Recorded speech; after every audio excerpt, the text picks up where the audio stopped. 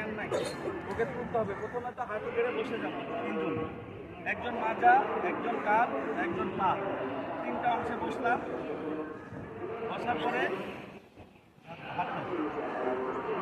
এভাবে প্রথমে হাঁটুর উপরে রাখবো, ডিরেক্ট তুলবো না। রেডি, 1 2 3 চলো।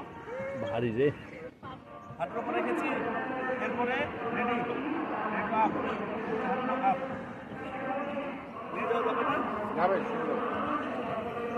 ওখানে ফেললে লাগবে কি? রেডি ডাউন, ফেলে দেন। ডাউন। আরে